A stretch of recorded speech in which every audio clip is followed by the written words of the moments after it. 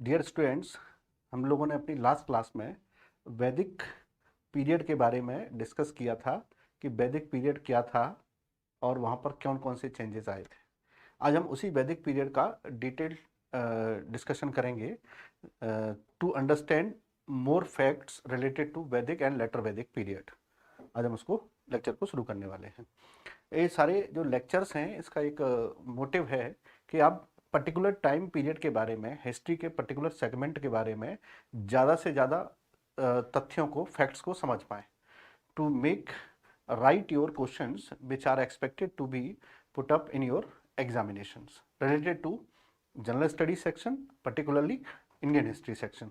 तो इतिहास, भारतीय इतिहास से संबंधित जो भी तथ्य आपके आने वाले एग्जाम में पूछे जा सकते हैं, उन तथ्यों को सटीक समझने के लिए, आपको सटीक समझने के लिए, आपके नॉलेज को विकसित करने हेतु ये लेक्चर्स तैयार किए जा रहे हैं। ओके, चलिए देखते हैं वैदिक पीरियड के बारे में। जैसा कि हम अपने प्रीवियस लेक्चर में भी समझ चुके हैं, वैदिक period and later Vedic period, तो ये हमने पहले भी बताया था कि जो वैदिक पीरियड है, उस वैदिक पीरियड के दो सेगमेंट हुए, एक वैदिक पीरियड और एक लेटर वैदिक पीरियड। तो फर्स्ट पीरियड को कहते हैं ऋग वैदिक पीरियड और दूसरे वाले को कहते हैं later Vedic period, rather post Vedic period, post Vedic period. Got it? चलिए शुरुआत करते हैं। Introduction, Rig Vedic and post Vedic, rather later Vedic period. तो यहां पर लिखा हुआ Rig Vedic and later Vedic periods were two different segments of Vedic periods. Both periods had different views in aspect of social, political, economic and religious with changes. तो ये किसी भी पीरियड के एक कालखंड था जिसके हमको सामाजिक, राजनीतिक, आर्थिक और धार्मिक बिंदुओं को समझना था। ऋग वैदिक और बाद के वैदिक काल के दो अलग अलग खंड थे, जहां पर परिवर्तनों के साथ साथ सामाजिक, राजनीतिक, आर्थिक और धार्मिक पहलुओं को अलग अलग विचार के रूप में परिभाषित किया गया। यानी आप ये समझ के चल सकते हैं कि जो ऋग वैदिक पीरियड है, वो Rig Vedic period 1500 BC to 1000 BC almost. इस पीरियड में क्या क्या सामाजिक व्यवस्थाएं थी, क्या क्या धार्मिक व्यवस्थाएं थी, ये समझना है। और जो लेटर वैदिक पीरियड था, उस लेटर वैदिक पीरियड में 1000 BC टू 600 BC के बीच में कौन कौन सी सामाजिक, राजनीतिक और धार्मिक व्यवस्थाएं थी, विशेषताएं थी, ये हमको समझने हैं। ये दोनों ही सेगमेंट हमको कवर करने हैं। Let's start. देखते हैं। यहां मैंने आपके उसके लिए, सिंपलिसिटी करने के लिए, इसको अलग अलग सेगमेंट में तैयार किया है। ये है हमारा ऋग वैदिक डिस्क्रिप्शन और ये है हमारा पोस्ट वैदिक डिस्क्रिप्शन। तो आइए हम इसको समझते हैं। और पहला है हमारे पास सोशल स्ट्रक्चर, सामाजिक संरचना कैसी थी ऋग वैदिक काल की और पोस्ट वैदिक पीरियड की। देखते हैं। पहले ऋग वैदिक में देखते हैं क्या थी। During Rig Vedic period, family was male dominant. इसको कहते हैं परिवार कैसा था, पुरुष प्रधान, यानी पुरुष ही परिवार का मुखिया होता था। जैसा आज भी होता है मेल डोमिनेंट, तो ये उस समय से चला रहा है। वर्ण system was based on Karma. तो ये किस पे आधारित थे? कर्म पर आधारित थे, यानी जो व्यक्ति जैसा काम करेगा वैसा ही उसका वर्ण होगा। और उस समय के पाए जाने वाले वर्ण कौन से थे? ब्राह्मण, क्षत्रिय, वैश्य एंड शूद्र। ये चार वर्ण होते थे, यानी समाज पूरा चार वर्णों में डिवाइड कर दिया गया था और चारों वर्णों को ऊपर से नीचे क्रम में रखा जाता। टॉप मोस्ट पर ब्राह्मण, उसके बाद क्षत्रिय, उसके बाद वैश्य और सबसे नीचे शूद्र। यानी शूद्रों की सामाजिक स्तरीकरण में सबसे निम्न स्थिति थी। अच्छी बात यह थी कि वहां पर इन वर्णों का जो डिवीजन है, सेगमेंटेशन है, ये किया जाता था उनके द्वारा किए जाने वाले कार्यों के आधार पर। It means there was mobility, everyone was free to change his or her caste by changing his or her occupation. लोग अपना काम बदल के, पेशा बदल के, अपना व्यवसाय, अपना वर्ण बदल सकते थे। तो कर्म पर आधारित थी और इसलिए इसको कहते हैं गतिशीलता थी इसमें, गतिशीलता। और इसको अन्य शब्दों में हम लोग कह सकते हैं परिवर्तनशीलता थी, परिवर्तनशीलता थी, यानी लोग अपना वर्ण परिवर्तित कर सकते थे। तो ये स्थिर नहीं था। नंबर 2, ये स्थिर नहीं था। ठीक है। इसके बाद है कि उस समय सती प्रथा, बाल विवाह, पर्दा प्रथा ये प्रैक्टिस में नहीं थे। ठीक है ना, ये किसी प्रकार की प्रैक्टिस में नहीं थे, इनका प्रैक्टिस से कोई मतलब नहीं था। तो मतलब ये उस समय नहीं होते थे और इनका समाज में होना सामाजिक बुराइयां हैं। तो ये कह सकते हैं कि उस समय समाज में बहुत सारी ऐसी बुराइयां नहीं पाई जाती थी जो बाद के समाजों में उत्पन्न हुई, जैसे सती प्रथा, पर्दा प्रथा, बाल विवाह। आज भी ये सारी बुराइयां के रूप में ही व्याप्त है समाज में, जहां होती हैं उनको बुराइयों के रूप में ही समझा जाता है। तो इनकी उपस्थिति उस समय नहीं होती थी ऋग्वैदिक पीरियड में। और ये पीरियड कौन सा है, जैसा हम आपको समझाए थे, ये है 1500 टू 1000 BC। और इधर वाला पीरियड कौन सा होगा, 1000 टू 600 BC, यानी कि वैदिक काल के प्रारंभिक काल में ये सब चीजें नहीं थी। Next, fooding behaviour was of both kind, non veg and veg, यानी मांसाहारी और शाकाहारी दोनों ही प्रकार का भोजन चलता था उस समय। ये भी अच्छा सेगमेंट है कि भोजन को लेकर के किसी प्रकार का कोई सेगमेंटेशन नहीं था। शाकाहारी लोग भी भोजन करते थे और मांसाहारी लोग भी समाज में पाए जाते थे। Next, playing ludo and going on hunting trips. Ludo का मतलब है चौसर खेलना, हंटिंग ट्रिप्स का मतलब है शिकार खेलना। ये सब मनोरंजन के साधन होते थे उस समय, ये सब मनोरंजन के साधन होते थे। ठीक। गार्गी, मैत्रेयी, अपाला, घोषा, सिकता वर नोटेबल फीमेल फिगर्स। ये उस समय की पढ़ी लिखी महिलाएं थी। इसका मतलब है कि उस समय की महिलाएं शिक्षित थीं, महिलाओं को शिक्षा प्राप्त करने का अधिकार था और महिलाएं शिक्षित थी, महिलाएं शिक्षित थी। ठीक है। सेम चीजें हैं। परिवार पुरुष प्रधान था, वर्ण व्यवस्था कर्म पर आधारित थी, सती प्रथा, बाल विवाह, घूंघट प्रथा व्यवहारिक रूप से नहीं थे। दूध पिलाने का व्यवहार मांसाहारी दोनों तरह का था। फूडिंग बिहेवियर, यानी दूध पिलाने मतलब मांसाहारी और शाकाहारी दोनों प्रकार का भोजन पाया जाता था। एक खेल खेलना और शिकार पर जाना मनोरंजन के साधन थे। गार्गी, मैत्रेयी, अपाला, घोषा, सिकता ये सब उस समय की पढ़ी लिखी महिलाएं थी। तो ये सब जो समाज था, ये समाज हमको देखने को मिला ऋग्वैदिक पीरियड में। अब यही समाज इस पीरियड में आकर के कौन कौन से चेंजेस के साथ इमर्ज हुआ, इसको देखते हैं। यहां पर हमने देखा कि फैमिली वाज मेल डोमिनेंट, तो देयर वाज नो चेंज। जैसा उस समय था पुरुष प्रधान, यहां भी पुरुष प्रधान व्यवस्था ही है, तो ये पुरुष प्रधान है और यहां भी पुरुष प्रधान है। नेक्स्ट, वर्ण system was based on birth. जो वर्ण सिस्टम है, अब यहां पर एक बड़ा चेंज देखने को मिला, इसको मैंने हाईलाइट किया हुआ है कि वर्ण सिस्टम बर्थ पर हो गया और यहां पर किस पर है, कर्म पर है। तो ये है कर्म पर और यहां पर हो गया जन्म पर। तो जब कोई व्यवस्था जन्म पर आधारित हो जाती है तो वो कैसी हो जाती है, स्थिर हो जाती है, स्थिर। अब इसमें गतिशीलता नहीं होगी, जो आपका वर्ण है वही बना रहेगा, आप उसको परिवर्तित नहीं कर सकते हैं। यानी आपके जन्म से ही यह तय हो गया है कि आप किस वर्ण के हैं। पहले आपके कर्म से तय हो रहा था कि आप किस वर्ण के हैं।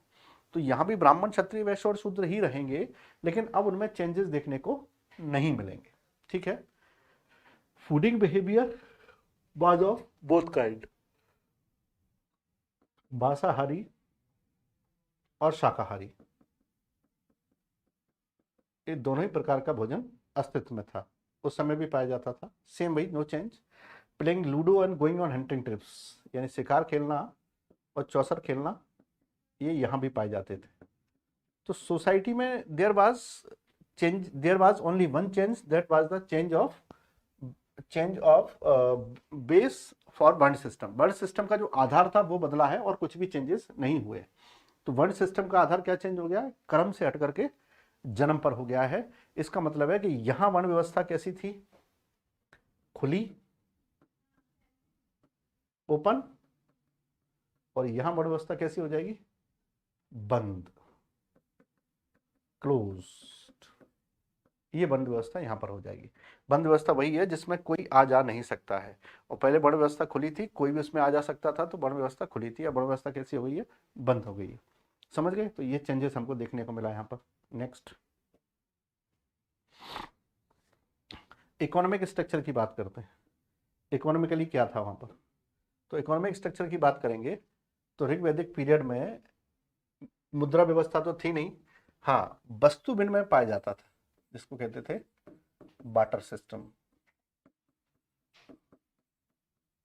वस्तु विनिमय को बार्टर सिस्टम, यानी हम सर्विस और वस्तुओं के बदले सर्विस और वस्तुएं कर लेते थे। जैसे कोई हमको कोई वस्तु दे रहा है तो उसके बदले कोई काम करवा सकता था, हम किसी को कोई वस्तु दे करके काम करवा सकते थे, या उसके यहाँ हम काम करके अपने यहाँ काम करवा सकते थे। तो बार्टर सिस्टम आपने गांव में भी देखा होगा, बहुत कॉमनली देखा जाता है, बहुत छोटे छोटे सेगमेंट। नेक्स्ट, इस समय यहाँ पर एक सिक्का चलता था जिसको कहते थे निष्क। निष्क नामक सिक्का चलता था, और ये सिक्का किसका होता था? गोल्ड का। ये सिक्का नहीं होता था एक्चुअली में, एक सोने का टुकड़ा होता था। सोने का टुकड़ा जिसको लोग गले में पहनते थे, आभूषण होता था, एक ज्वेल होता था, ज्वेलरी, आभूषण के रूप में गले में पहनते थे। लेकिन जब भी जरूरत पड़ती थी तो इसका इसका यूज है वो एज ए करेंसी किया जा सकता था। मुद्रा के रूप में इसका प्रयोग देखने को मिलता है। जब भी जरूरत पड़ी तो मुद्रा के रूप में इसका प्रयोग किया जा सकता था। वैसे इसका प्रयोग गले में पहनने वाले आभूषण के रूप में किया जाता था। ठीक है। नेक्स्ट, ट्रेडर्स वर कॉल्ड पणी। उस समय व्यापार जल और थल दोनों ही मार्गों से होता था। जल मार्ग से और थल मार्ग से होता था, दोनों ही मार्गों से। और व्यापारियों को कहते थे पणी। पणी वर्ड यूज करते थे व्यापारियों के लिए। ठीक है, ये लिखा हुआ है, जल और थल दोनों ही मार्गों से होता था। व्यापारियों को पणी कहते थे। निष्क नामक सोने का टुकड़ा, यानी इसका मतलब ये था कि ऋग्वैदिक काल के लोग व्यापारिक गतिविधियों से अवगत थे। They were aware with the trade activities at that time. इसका मतलब ऋग्वैदिक काल में व्यापारिक गतिविधियां थी, बिल्कुल सही है। उसके प्रमाण भी हमारे पास, वाटर सिस्टम है, निस्क है, व्यापारी हैं, ट्रेड रूट्स हैं। तो ये सिस्टम हमको यहाँ देखने को मिला। अब इसी को हम लोग देखेंगे सिस्टम को कि पोस्ट वैदिक पीरियड में आते आते इसमें क्या चेंज हुआ। पोस्ट वैदिक पीरियड में इकोनॉमिक स्ट्रक्चर की बात करेंगे तो इसमें कोई भी परिवर्तन नहीं हुआ। जैसा वहां होता था ठीक वैसा यहाँ था। इसका मतलब ये है कि इस समय भी निस्क का यूज किया जाता था। इस समय भी ट्रेडर्स को पणी ही कहा जाता था। इस समय में भी जो ट्रेड होता था लैंड और वाटर दोनों रूट से होता था। ठीक, तो जैसा वहां चला आ रहा था ये यहां भी चला रहा है। इसमें बहुत बड़े चेंजेस देखने को नहीं मिले। तो the economic structure of Rigvedic entire Vedic period was same. Either we are talking about Rigvedic period और we are talking about later Vedic period. तो from Rigvedic to later Vedic period economic circumstances and structure was same. उसमें कुछ भी चेंजेस देखने को नहीं मिला है। तो ये हो गया हमारा इकोनॉमिक स्ट्रक्चर जो हमको वहां से प्राप्त हुआ है। ठीक है। Next, next is called political structure. Political structure जानते हैं, हमको ये पता होना चाहिए कि ऋग्वैदिक पीरियड में कबीले बहुत सारे आ गए थे। There was emergence of so many kabilas. तो जो कबीलों का अस्तित्व था, बहुत सारे जो कबीले आ गए थे, उन कबीलों का एक सिस्टम था कि उन कबीलों को होल्ड करने के लिए, वहाँ के पॉलिटिकल स्ट्रक्चर को चलाने के लिए एक सिस्टम बनाया गया। उसे ही हम ऋग्वैदिक पीरियड का पॉलिटिकल स्ट्रक्चर के नाम से जानते हैं। तो समझते हैं उसको। ऋग्वैदिक पीरियड के कबीलों में क्या क्या था? एट दैट टाइम जो कबीला थे, उन कबीला के जो प्रमुख थे, उसके लिए वर्ड यूज किया जाता था राजन। उसके लिए राजन वर्ड यूज किया जाता था। बलि एट टाइम बाज कर, जो सब लोग कबीले के सरदार को देते थे सुरक्षा के बदले। उस समय सभा की बात करेंगे, समिति की बात करेंगे, विदत की बात करेंगे, भागदत्त की बात करेंगे, तो इनको हम लोग ऐसे देखते हैं कि सभा उस समय एक श्रेष्ठ जनों की सभा होती थी, श्रेष्ठ जनों की सभा होती थी, और इसे ही हम लोग, इसके जो मेंबर्स होते थे सभा के, उन मेंबरों को सभासद कहते थे, सभासद, या फिर उनको कहते थे सुजान, सुजान यानी श्रेष्ठ लोगों को कहते थे सुजान। और पूरे ऋग्वेद में इस सभा वर्ड का 8 बार यूज हुआ है, 8 टाइम्स, ये याद रखना है आपको। समिति की बात करेंगे तो ये आम लोगों की सभा होती थी, लेकिन राजा के निर्णय को बहुत प्रभावित करती थी। सभा केवल उन पर कंट्रोल रखती थी, सारे डिसीजन एक्चुअली में समिति करती थी। और समिति के जो लोग हैं उनको हम सुमंत कहते थे, सुमंत, ठीक है। और ऋग्वेद में इसका यूज 9 बार हुआ है, 9 बार इसका यूज हुआ है। विदत सबसे प्राचीन है, सबसे प्राचीन है, ऋग्वेदिक काल से पहले से चली आ रही है विदत। और इसके जो मेंबर्स थे उनको विदेथा कहा जाता था। और विदेथा बहुत महत्वपूर्ण लोग थे, ये वही लोग होते थे जिनको हम लोग विदुष कहते हैं, बहुत ज्ञानी कहते हैं, जो एक्सपीरियंस्ड पर्सन होते थे।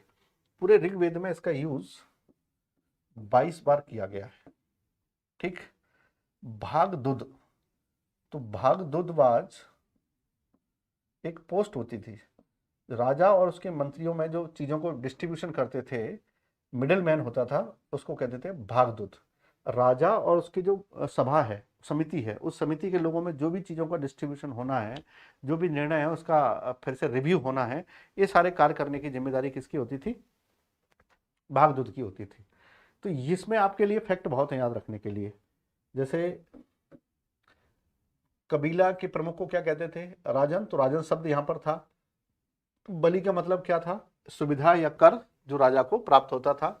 सभा श्रेष्ठ जनों की होती थी, सबसे उच्च होती थी, और इसका ऋग्वेद में जो डिस्क्रिप्शन आया है वो 8 टाइम्स आया है। समिति की बात करेंगे तो ये आम लोगों की सभा होती थी, इसके मेंबर्स को सुमंत कहा जाता था, और ऋग्वेद में इसका 9 टाइम्स यानी 9 बार उल्लेख प्राप्त होता है। विदत की बात करेंगे तो ये प्राचीन थी सबसे, और इसके मेंबर्स को विदेथा कहते थे, और इसका सबसे ज्यादा बार 22 बार हमको डिस्क्रिप्शन मिलता है। भागदूत एक दरबारी अधिकारी था जिस पर मंत्रियों के मध्य सामंजस्य बनाए रखने के वो दिए गए थे। अब आता है राष्ट्र।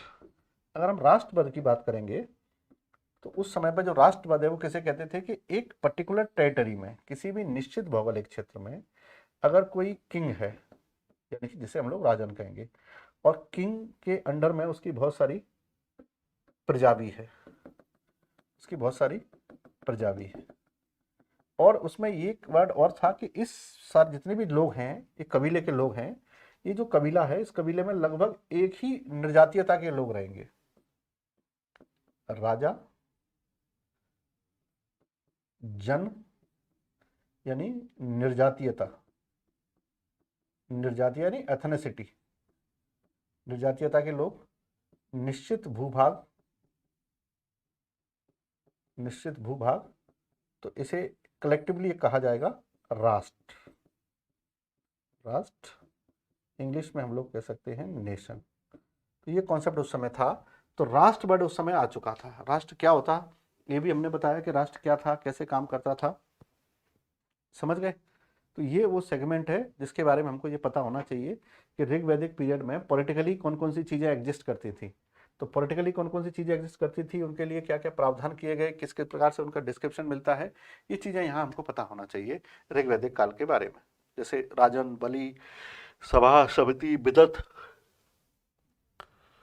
भागदूत, राष्ट्र। अब यही पॉलिटिकल सिस्टम जब पोस्ट वैदिक पीरियड में पहुंचा तो वहां पर क्या क्या चेंजेस देखने को मिले। पहली बार यहां पर एक शब्द यूज हुआ जिसका नाम था, प्रथम बार, महाराजाधिराज।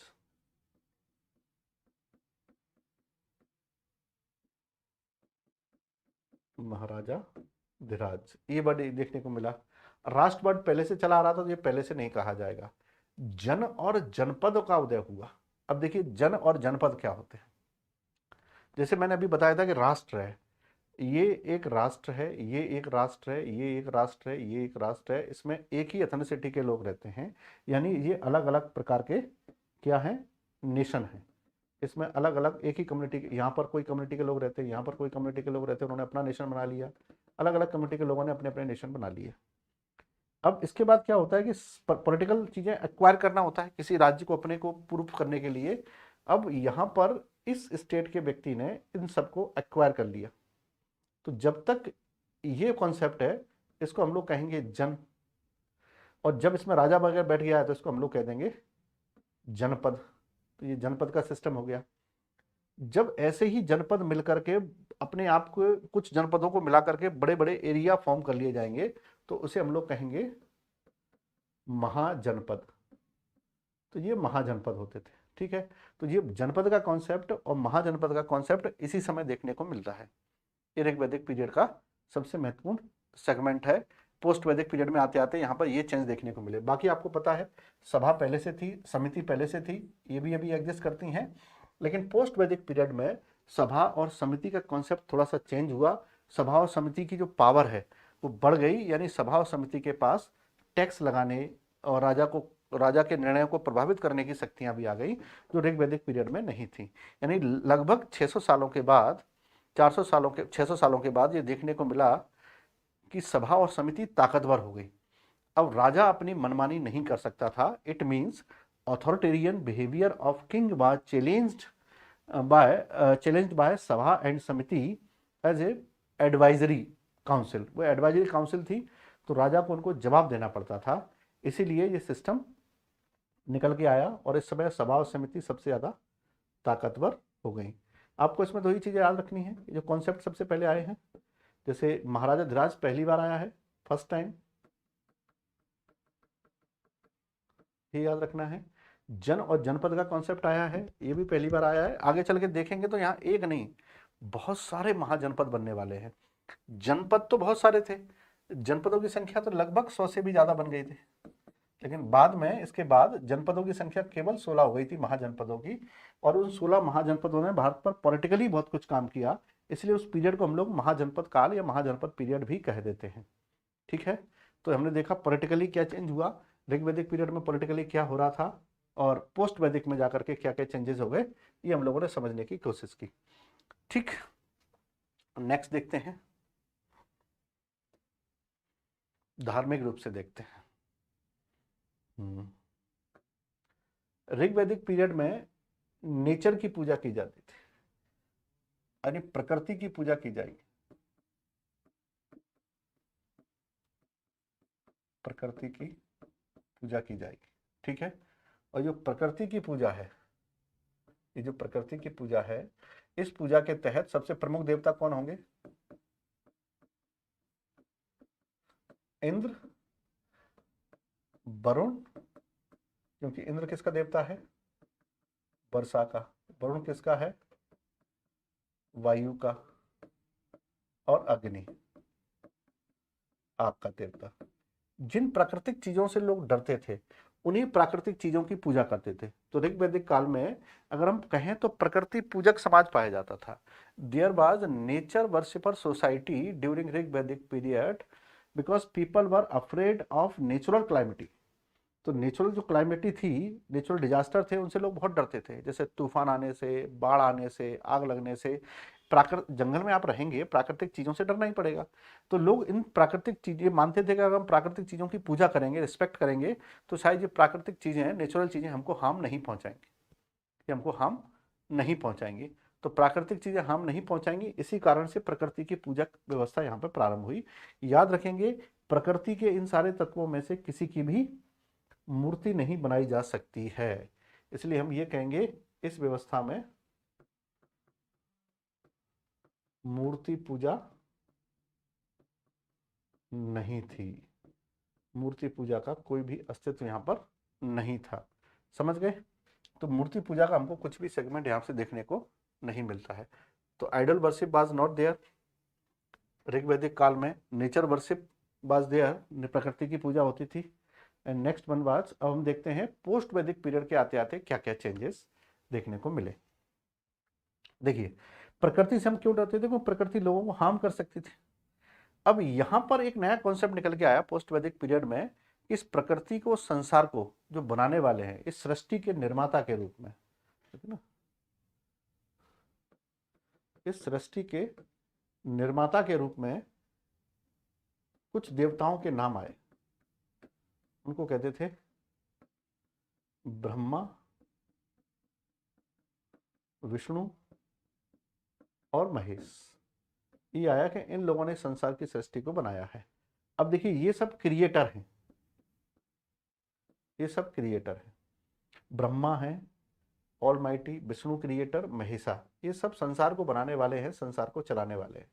तो जब लोगों को लगता था कि अगर ये क्रिएट करने वाले हैं तो निश्चित ही हवा, पानी और आग को बनाने वाले भी यही होंगे, कि ये भी संसार के तत्व ही हैं। तो वो कहते थे कि संसार के जिन प्राकृतिक तत्वों से हम लोग डरते हैं, उन प्राकृतिक तत्वों को बनाने वाले देवता हैं वो अलग हैं। उनका नाम है ब्रह्मा, विष्णु और महेश। और ये ब्रह्मा, विष्णु और महेश को ही त्रिदेव कहा गया। और त्रिदेव का जो कॉन्सेप्ट है उसमें ब्रह्मा, विष्णु, महेश आते हैं। अब इनकी उत्पत्ति कहाँ से हुई, इस बारे में प्रश्न आता है। तो इनको कहते हैं सेल्फ इनकार्नेटेड। इसका मतलब है कि ये स्वयंभू है, स्वयंभू, सेल्फ ऑरिजिनेटेड। यानी आप कभी भी ब्रह्मा, विष्णु और महेश के लीनेज या फैमिली के बारे में नहीं बता सकते हैं। ये स्वयंभू हैं, ये स्वयं उत्पन्न हुए, है ना। तो ये स्वयंभू हैं, इन स्वयंभू को त्रिदेव कहा गया। और इसी त्रिवेद के अलावा हमको यहाँ पर धार्मिक रूप से कुछ बहुत सारे चेंजेस देखने को मिले। जैसे आश्रम व्यवस्था देखने को मिली, संस्कार देखने को मिले, पुरुषार्थ देखने को मिले, यजंस देखने को मिले, और मैरिज पैटर्न, विवाह की पद्धतियां भी इस समय बहुत सारी उत्पन्न हुई जिन्हें हमें समझना है। तो आप समझ गए, इस काल में सबसे ज़्यादा चेंजेस धार्मिक रूप से और सांस्कृतिक रूप से देखे गए। क्योंकि धार्मिक और सांस्कृतिक रूप से जो भी चीज़ें यहाँ पर उत्पन्न हुई हैं, उन्हीं से हम ये समझ पाएंगे कि किस प्रकार से कौन कौन से परिवर्तन आए। और जब परिवर्तन आते हैं तो हमको उनके बारे में फैक्ट भी पता होना चाहिए कि परिवर्तन कौन सा हुआ, कैसे हुआ, क्या कॉन्सेप्ट था उसका, ये सब हमको पता होना चाहिए।